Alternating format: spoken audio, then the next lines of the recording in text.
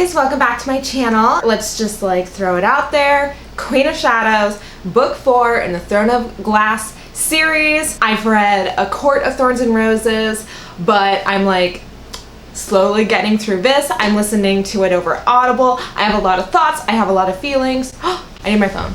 There are way too many names and plot lines for me to try to do this without the wiki fandom page opened up. So yeah, let's just get into it. So hi, first off, my name's Claire. I love Sarah J. Maas. I love her books, even though they're ridiculous. They're all over the place. They're wild. But you know what? I am always thoroughly entertained. And when it comes to audiobooks, let me know in the comments if you guys feel a similar way. If the book is not extremely entertaining, it is so easy for me to space off and just not pay attention for 10, 15, 20 minutes. But I pretty much never have that issue with these books, which is part of the reason I love them so much. We have a lot of plot lines and characters to get through. So let's just start from the beginning. Elena is back in, hold on, I can do this. Rifthold. She's back in Rifthold. She's looking for the word key, which is her family heirloom locket that the King of Assassins, her old master, father-esque figure, sort of caregiver, sort of torturer, sort of. But then she finds out that her cousin has been captured and is to be beheaded by the King of Otterland. Dorian is taken over by one of those Vogue princes. There's a lot going on. She's separated from Rowan. She doesn't have a ton of allies. She and Kale are butting heads constantly.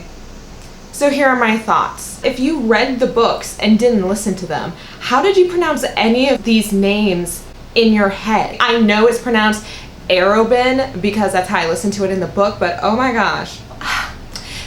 His character and his entire plot line was a little bit of a disappointment to me because I thought there would be more of him. I thought he would be way more involved. I really, really like the beginning, the first third of this book a lot. Basically everything leading up to Adian's rescue from the castle. Totally really fun. But I thought the King of Assassins was very underused because he was so played up in these previous books, and you know how malicious and manipulative and just kind of insane this person is. He just gets killed in a way that made me think that he was really not that smart, because I feel like if you're letting your courtesan spend the night with you, which first of all, I feel like as a King of Assassins, I just wouldn't let happen. After you do your thing, you're okay, go back to the whorehouse. But he let her spend the night, and it's well, of course, even if she wasn't a part of this grand master scheme, of course she would kill you for the money alone. I don't know, it seemed bizarre to me that he would just casually let Lysandra even share the same bed with him at night when he's the most vulnerable. Especially as the King of Assassins too. You're training people to attack when they're at their most vulnerable. I don't know, seems a little silly. Yeah, I just didn't feel like I got enough out of him.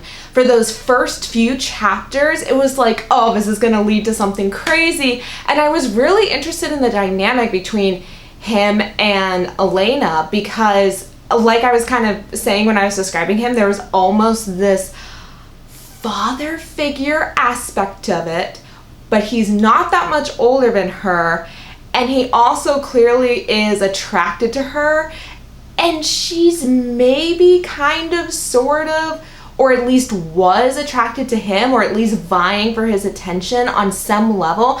I thought that whole dynamic was really interesting, but it was not really delved into. The only really cool thing that came from it after those first initial chapters was when he slipped that ring on Elena's finger and was going to imprison her with a Vogue, and make his slave girl, and that he was like super clever about it. And I was like, ooh, you sly, you're cool. And I was actually kind of excited for that to be the case. One thing that is mildly annoying is that it's trying to play Elena as this like ultra super crazy, almost genius level mastermind who can see anything that's gonna happen in the future and have a plan for it and prepare for it. It happened 3 times in the book, and it's a little obnoxious in my opinion, but I really liked that everything was leading up to Adian getting rescued. I love the fact that it happened during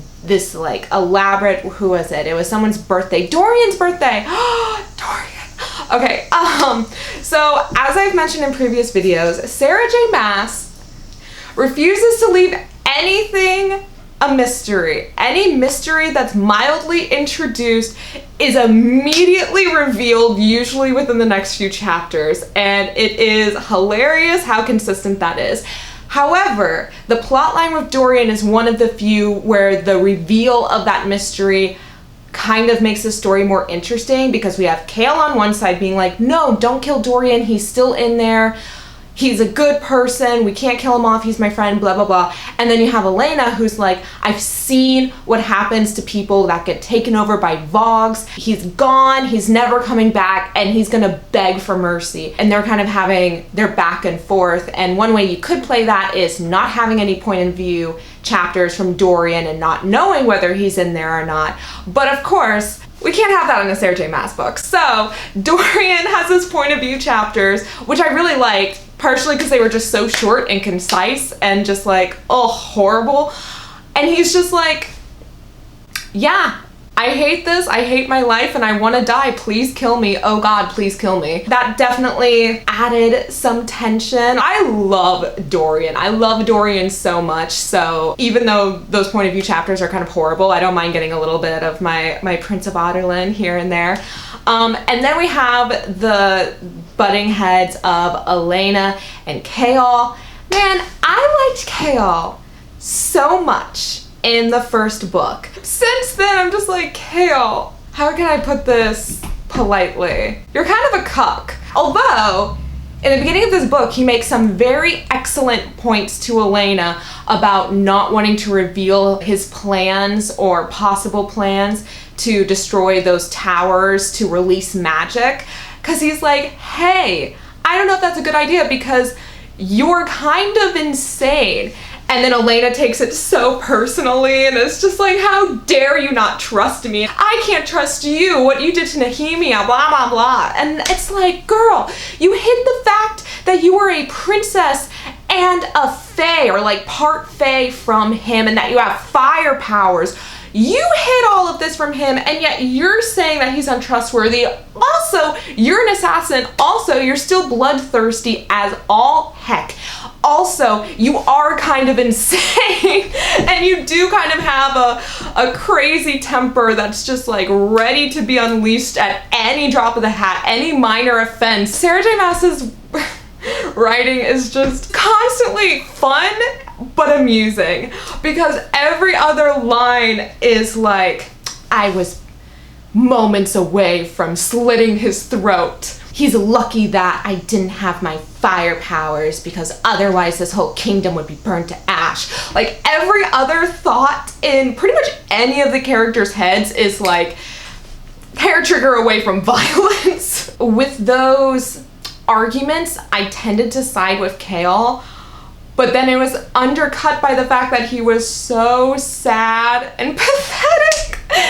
Oh, Kale. And he just doesn't feel like a real person anymore. I don't know. He used to be somebody that I cared about, and by the end of this book, I was low-key hoping that he would be dead, because I was like, what else is there for poor Kale to do other than be obsessed with his best friend and not have many interests outside of that? Okay, let's talk about Adian. So, liked him a lot in Heir of Fire because he was so cocky and his voice was so distinctive, and he just sounded like such an interesting person, pretending to be on the side of King of Otterlin, and actually like pining for and just obsessed with his cousin and having weird, like almost romantic vibes for her.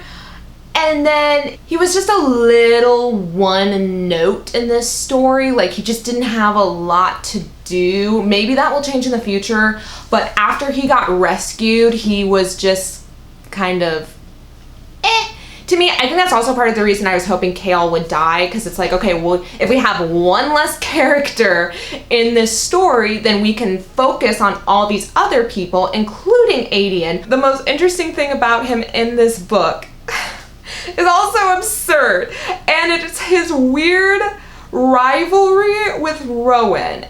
Sarah J. Maas seems to have a bit of an obsession with having the readers experience a male character getting cucked. I don't know how else to put it, because we had it with Dorian, Kale, and now Adian, where we're in their point of views, we're seeing what they're feeling, feeling what they're feeling. And it's specifically about how, like, oh yeah, this other guy is better than me, and Aelin obviously should like him more than me. It's just crazy to read it book after book after book. That weird, what is it called, a blood oath that there was given all this significance to, and never set up before in previous books, that like you can only have one blood oath with one person. And I don't know, it was just turned into this whole plot point, and then very suddenly died as an issue, where it was all this like, oh, Aelin lied to me about giving Rowan the blood oath. This is what I've waited my entire life for. I thought that maybe a fight was gonna go down between him and Rowan, and I was like kind of excited for that. And then, I don't know, he just like was suddenly over it. A new character that I very, very, very, very, very much enjoy is Lysandra. I liked Lysandra from the beginning, partially because I like her character description. She can transform into different people or animal bodies. What is she? A shapeshifter. She's a shapeshifter. And that is revealed in the most nonchalant, least dramatic way possible, where they literally are having breakfast, and Rowan literally says, oh, so you're a shapeshifter. Like, something that's brought up later in the book, and Aelin's all like, preachy. Oh, we can talk about some preachy stuff in a little bit, but one of the preachy things that Aelin goes on about is like, oh, I'm gonna be so good to people, and I want it to be a place where people like you, like shapeshifters, don't have to hide who you are, blah, blah, blah. And it's like, shape-shifting seems dangerous, and like you could very easily screw other people over in a very serious way, like literally commit murder as someone else, and make that person like get beheaded or be in prison for the rest of their lives. Like, shape-shifting is no joke, and not something to casually be like, I want everybody to feel happy. It was something that was said, and I'm like, I don't think you've actually thought through what that meant, but that's okay. I liked that she turned into a ghost leopard at the end, and that seems to be her like main animal form. Although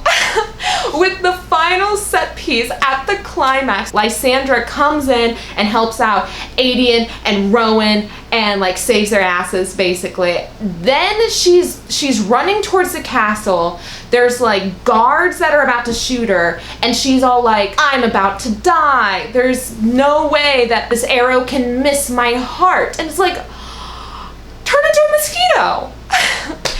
Granted, there have been no rules set up for how shape-shifting works. We haven't seen her shapeshift, so I don't know if it's you can only be one animal at one time in a given hour in a given day, or like it takes a lot of energy, or blah blah blah. There's no rules given, but all I could think is supposed to be this very dramatic moment, and it's like, just turn into a fly. Like, if this arrow can't miss your heart, change the size of your heart. What? All that aside, I really like her. Lysandra also had this little girl that she was protecting, and that she protected her by ruining her face, basically. Oh my gosh, okay, we haven't even gotten into Manon yet. We're down with Manon. I loved that she was having this rivalry within the clan, or not even rivalry, just this conflict because Duke Parrington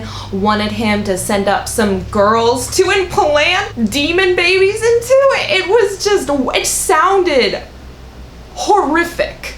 Really intense to read about. The new character that was introduced was a lead. I wouldn't say that I was a super big fan of a lead. There's nothing inherently wrong with her. It was just very obvious that she was going to be someone to help bring Manon more humanity, or to help Manon find her humanity. It's cool that you find out that she's part witch, but nothing's really come of that, at least in this book, so we'll see what happens there. But she is just so beat down and so sympathetic. Like, she has a physical disability, her life is in ruins.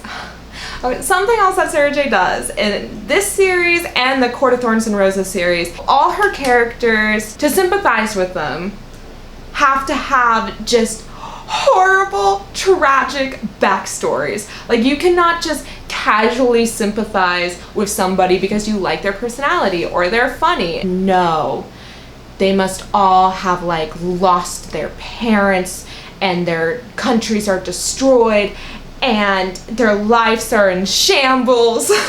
And that makes up an interesting read. I'm not saying she's necessarily wrong for doing that. That is just a hilarious thing that also keeps happening. I also love Astrid. She turned into somebody that I was just like, ooh, girl. I already kind of liked her because she was described as like, Manon is the wind, and what's her name, Soren is the earth. Astrid is fire, and she has like big golden curly hair, and is just intense and speaks her mind, and she did that even more in this book. And again, with like the tragic backstory, she has the most ridiculously horrible backstory where, you know, with falling in love with that human man, having a baby, it's a stillborn, and then their grandmother brands her on her stomach. Oh my God, just, Another character in that plot line that I really liked was Kaltain, and I thought her ending with the shadow fire and destroying all the monstrosities of that place they were in was really interesting and really fun. Not really fun. I wouldn't say it was fun. It was dramatic and it was cool. And then to intersect some storylines, we have that weird interaction between Dorian and Manon, where Manon's presence just seemed to bring Dorian out of the darkness of the bog and like have control over his body again. Although it's really weird because whenever that has happened with any other character ever, they're always like desperate sounding and like, please kill me, oh my God, I just want to die, kill me. And Dorian is like, we should tumble in bed together, you and I. Like, sort of trying to provoke her, but in a very flirty way and very subtly. And it's like, okay, well, no other character has acted like this, but you're also Dorian, so I definitely feel like there's something going on there, because she visits him right at the end of the book for a hot minute too. Like, they don't even speak to each other. She's just like perched on the window like, hi Dorian. Okay. I liked that note that Manon ended up writing to Aelin using Vogblood and had this like obscure message. I thought that was really well done, where Aelin reads it, but you as the readers, you don't know what she read until it's revealed at the very, very end of the chapter which killer he's still in there, something very obscure, which unless you have been a part of the story, yeah, you as a commoner would never know what that message meant. It was really clever and well done. I did like Manon's interaction with everyone. I just want those characters to keep intermingling because I find their dynamics really interesting. Although this is another case of Chaol being totally like cucked out of the story, because he goes to like kill his friend randomly too. Oh my gosh, this was just, okay, this actually drove me crazy. So they're going to rescue Lysandra.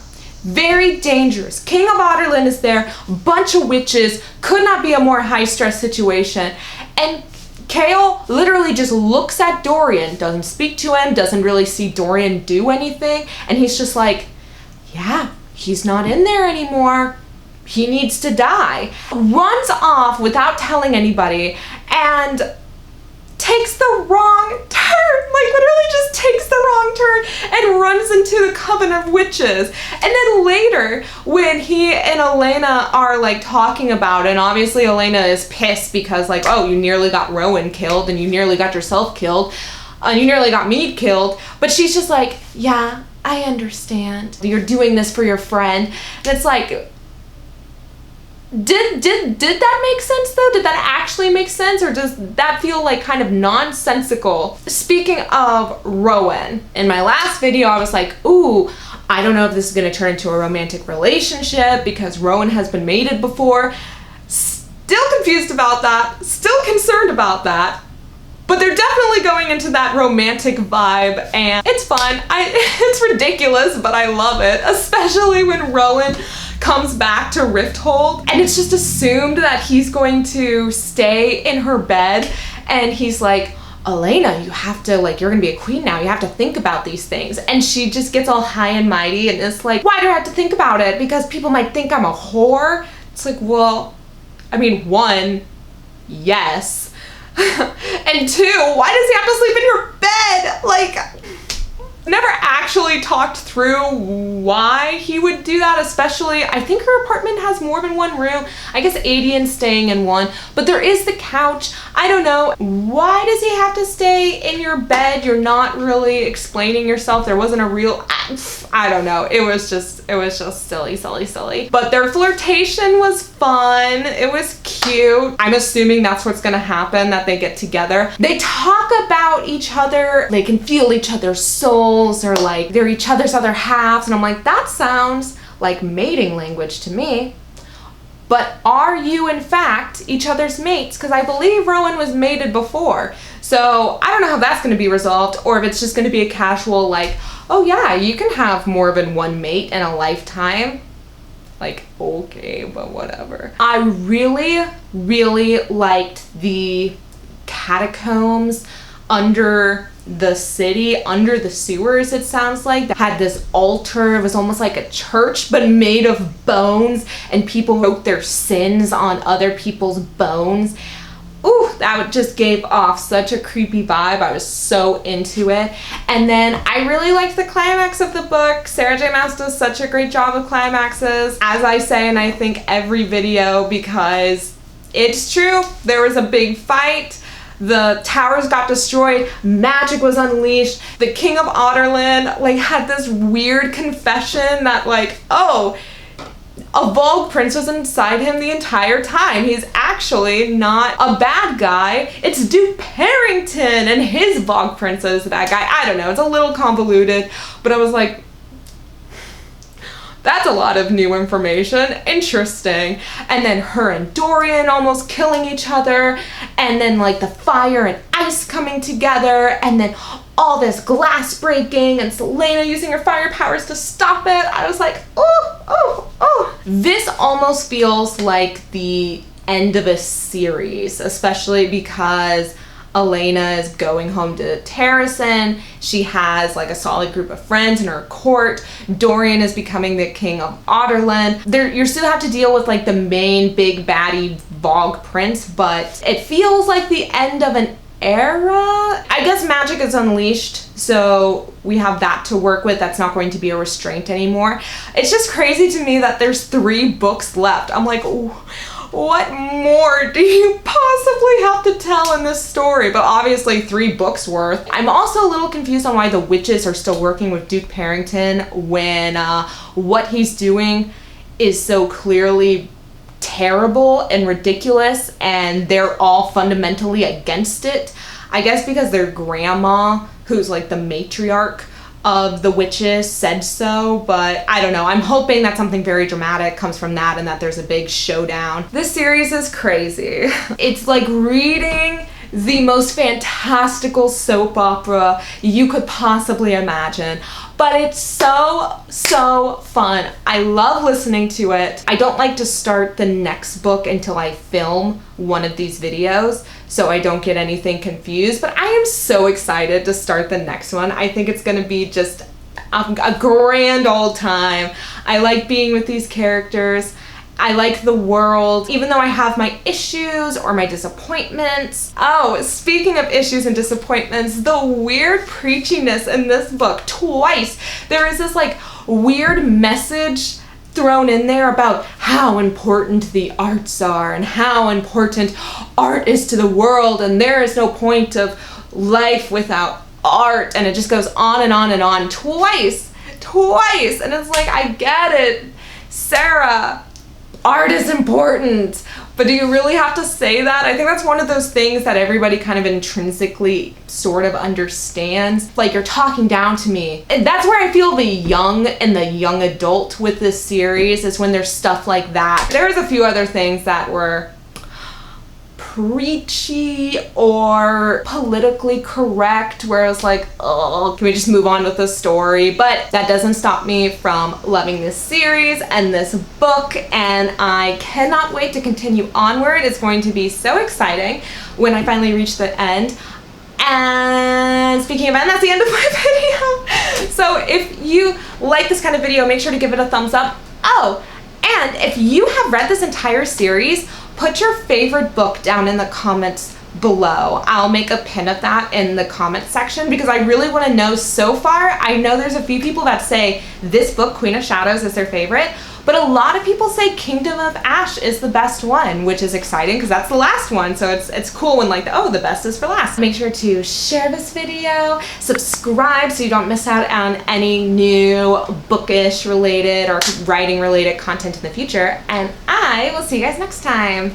Bye.